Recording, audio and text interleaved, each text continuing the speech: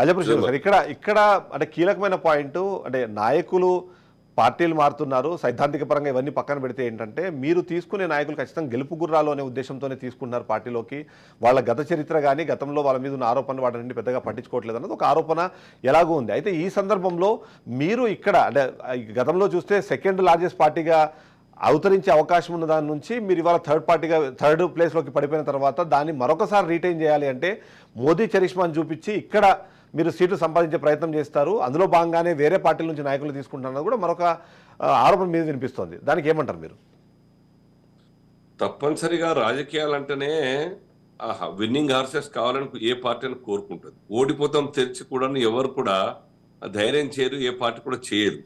కాకపోతే ఇంతకుముందు వేణు గారు చెప్పినట్టు రాజకీయాల్లో నాయకులు డబ్బులు లేకుంటే కాంటాక్ట్ చేసేటువంటి పరిస్థితి లేదు ఇప్పటి ఉన్న పరిస్థితి. ఇది చాలా దురదృష్టం. దాని కారకులు ఎవరు? రాజకీయ నాయకులు, కంటెస్టెంట్స్, రెండోది ఓటర్లు కూడా. అస్తమానం ఆశా పరుగులు తయారైన తర్వాత, ఆ ప్రజల్ని ఓటర్లని ఆశా పరుగులుగా తయారు చేసిన తర్వాత అది కూడా అవినీతే కదా. రైట్. ఇది దీంట్లో ఆలోచించాలి, ఈ లైన్లో ఆలోచించాలి ప్రజలు కూడా. నిన్న అమిత్ షా గారు హోటల్ కాకతీయలో చాలా బ్రహ్మాండమైన మీటింగ్ అయింది మాకు, ఒక 50-60 మందికి. వారు చెప్తున్నారు, నా కాన్స్టిట్యున్సీలో నామినేషన్ నాడు తప్ప రేపు రాబోయేటువంటి ఎన్నికల్లో ఏ ఒక్క రోజు కూడా జులూస్ లేకుండా, పబ్లిక్ మీటింగ్ లేకుండా, మైక్ లేకుండా నేను ఎలక్షన్ గెలుస్తాను ఈసారి అని చెప్తున్నారు. ఇది ఒక ప్రయోగం చేద్దాం. సాధారణమైన కార్యకర్త కూడా ఎన్నికల్లో కాంటాక్ట్ చేసేట్టు ధైర్యం చేయాలి. అటువంటి కార్యకర్తకు ఓటు వేసి గెలిపించే పరిస్థితి తీసుకురావాలి. అది కార్యకర్తతో సాధ్యమైతుందని చెప్పడం జరిగింది. ఇది నార్త్ లో ప్రాక్టీస్ లో ఉన్నది ఇప్పటికి కూడాను. రైట్. గుజరాత్ లో కానీ, ఉత్తరప్రదేశ్ లో కానీ, మధ్యప్రదేశ్ లో కానీ, రాజస్థాన్ లో కానీ మేము చాలా మందిని అడిగినాం ఎంత అయితే మీకు ఖర్చు అయింది చెప్పేసి. ఎమ్మెల్యేలకు 25 నుంచి 50 లక్షలు, ఎంపీకి ₹1 కోటి, హార్డ్లీ 2 కోట్ల రూపాయలు. ఎంపీ ఇక్కడ కౌన్సిలర్కు సరిపోదు.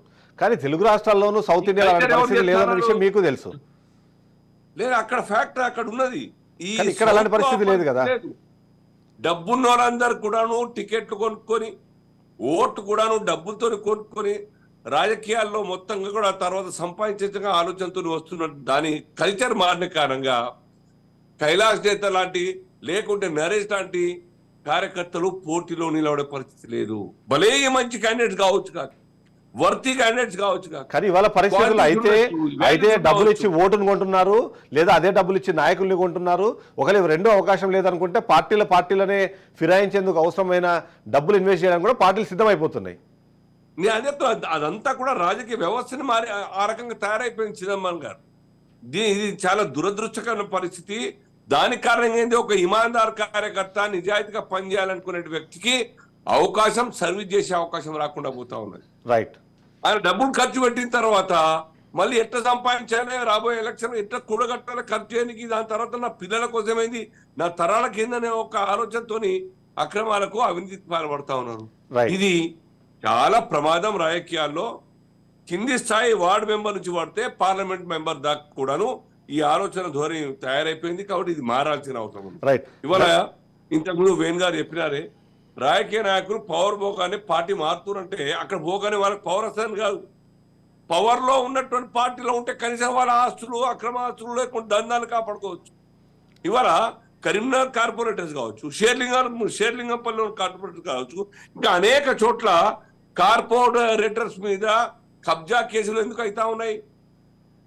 నిన్నటి దాకా వాళ్ళు టీఆర్ఎస్ లో ఉన్న వాళ్ళందరూ కూడాను ఆ యొక్క అధికారాన్ని అడ్డం పెట్టుకుని ఇష్టారాజ్యంగా నడిపించినారు కాబట్టి ఆ కోపం బయటకు వస్తా ఉన్నాయి. ఇక్కడ చూస్తే మనం రైట్, ఈ మేడ్చల్ చూస్తే మనం ఏమైంది, అధికారం ఒక పీఠంతో అడ్డం పెట్టుకొని ఎమ్మెల్యే, మాజీ మంత్రి, ఇప్పటి ఎమ్మెల్యే ఏ రకంగా జరుగుతున్నట్టు మనం టీవీలో చూస్తున్నాం.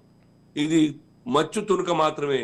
కదిలితే డొక్క కదిలితే చాలా చాలా అనేక మంది రాజకీయ నాయకులు ఈ చరిత్ర బయటకు వస్తుంది. ఇది చాలా ప్రమాదం. కాబట్టి ఇదొక అంశం. రెండవది, బీఆర్ఎస్ గురించి మా టాపిక్ వెళ్ళింది కదా. ఇక్కడ బీఆర్ఎస్ పార్టీ యొక్క రాష్ట్ర రాజకీయాల్లో ఇక ఉనికి అవసరం లేదు, ఇది పరిస్థితి. కాబట్టి ఆ కారణం చేత కూడా ఇవాళ ఆ పార్టీ నుంచి బయటకు వస్తా ఉన్నాం. కొందరు మా పార్టీలో చేరుతా ఉన్నారు, కొందరు కాంగ్రెస్ వైపు పోతా ఉన్నారు. మా పార్టీకి వస్తే తెలుసు, మీ అందరికి తెలుసు, వాళ్ళకి కూడా తెలుసు, మా అందరికి వస్తే బుడి తప్ప ఏముండదు, మొత్తం పోగొట్టుకోవడం తప్ప ఇంకేలేదు. ఎలక్షన్ కాండక్ట్ చేసిన వాళ్ళు కూడా చాలా మంది వచ్చినారు, ఖర్చు పెట్టుకున్నారు, గెలిచింది 8 మంది మాత్రమే. వాళ్ళకు కూడా తెలియదు మేము గెలవని చెప్పి.